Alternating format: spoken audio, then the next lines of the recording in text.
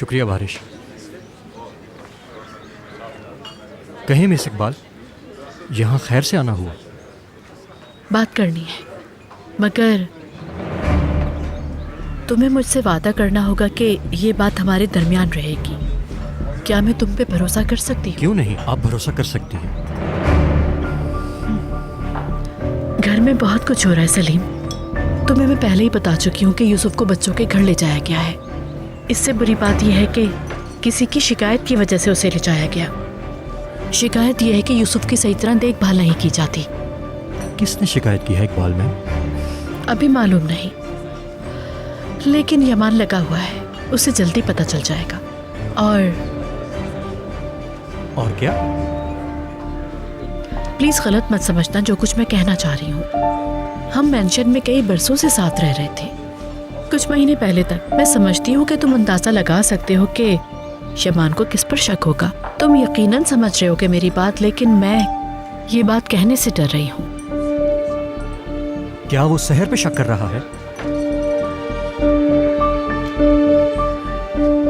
उसने सहर को नुकसान तो नहीं पहुंचाया कोई?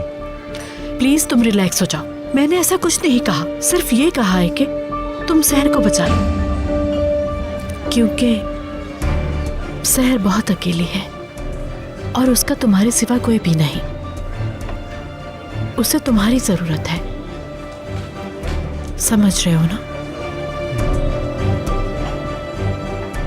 यमान किसी भी वक्त कुछ भी कर सकता है।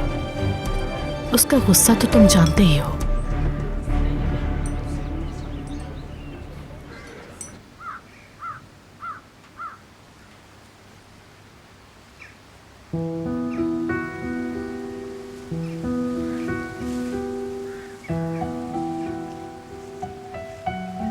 आपने सहारा दिया।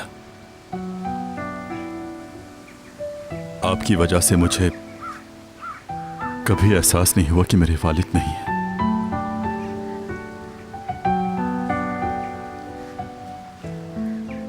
मगर अब लगता है कि आपके साथ मेरी दुनिया ही खत्म हो गई है उस्मान अंकल। मैं नहीं जानता ये खला कैसे भरेगा।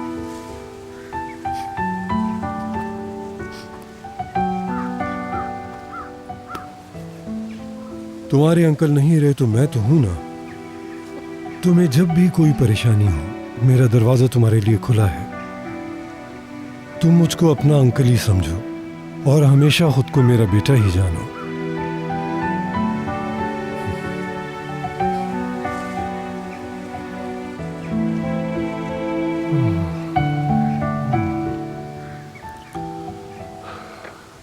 घर चलते हैं आरिफ बाबा।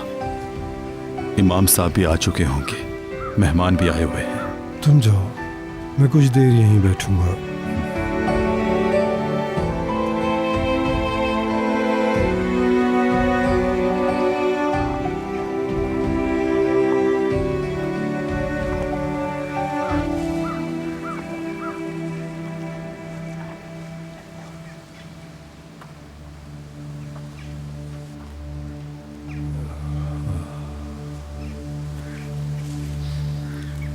इस दुनिया में बहुत से राज छुपे हैं मेरे दोस्त। दोनों दुनियाओं के दरमियान में बस एक पर्दा है। बदन रूह का पर्दा है, ये मिट्टी हमारे जिस्म का पर्दा है। खुश नसीब हो तुम, अब तुम जिस जगह हो वहां कोई पर्दा बाकी नहीं। तुम्हारे और खुदा के बीच कोई भी राज और पर्दा बाकी नहीं रहा।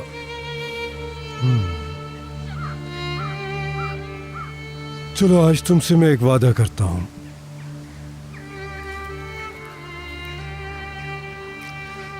तुम अली की फिक्र मत करना, मैं हमेशा उसके साथ रहूंगा।